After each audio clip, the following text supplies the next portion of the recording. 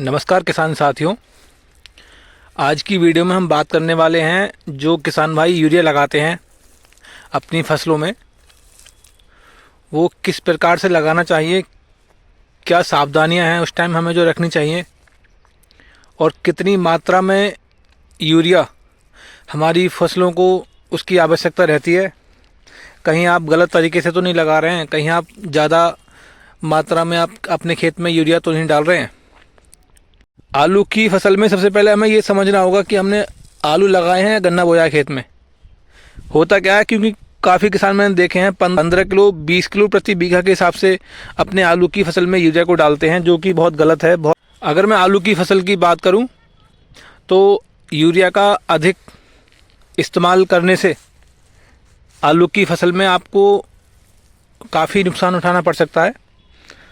तो ज़रूरत से ज़्यादा यूरिया भी बहुत नुकसान आपकी फसल को दे के जाएगा, और जिसका आपको पता भी नहीं चलेगा कि खेत में हमारे हुआ क्या है। तो अभी तक आपने अपना यूट्यूब चैनल डॉक्टर एग्रीकल्चर को अगर सब्सक्राइब नहीं किया है तो चैनल को आप सब्सक्राइब कर लें और वीडियो को लाइक शेयर एंड कमेंट ज़रूर करें। किसान भाइयों, अगर मैं आलू की फसल में यूरिया के इस्तेमाल की बात करूं तो पहला जो यूरिया ज़्यादातर किसान भाई लगाते हैं, पहली सिंचाई जो आपके खेत में हो जाती है आलू में 8-10 दिन पे ही, ठीक है।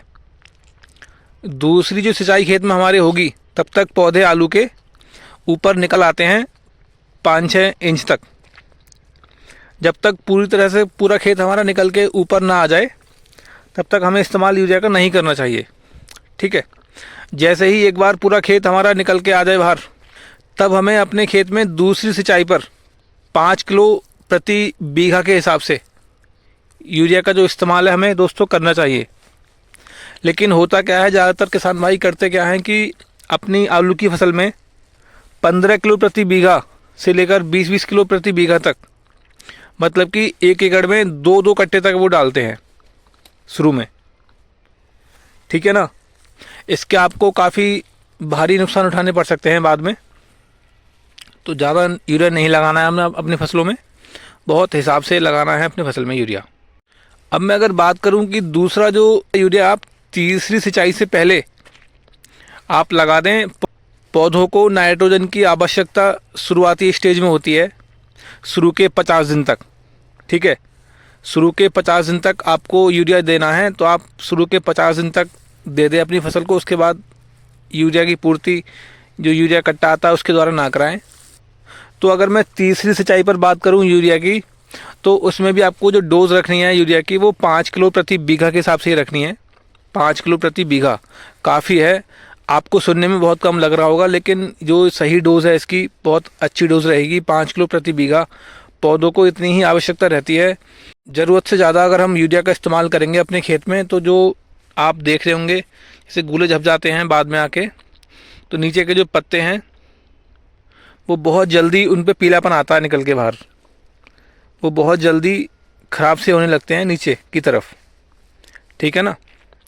और दूसरा कि जो जड़ गलन की जो समस्या खेत में आती है, जो किसान भाई ज़्यादा यूरिया का इस्तेमाल करते हैं उनके खेतों में अक्सर देखने को मिलती है। और दूसरा कि जो हमारा पाल है वो जल्दी ग्रो करेगा ऊपर की तरफ। अगर वो ऊपर की तरफ जल्दी ग्रो करेगा तो उसका जो पौधों को जो अपनी ताकत देनी है नीचे आलू के जो कंद हैं उनको उठाने में,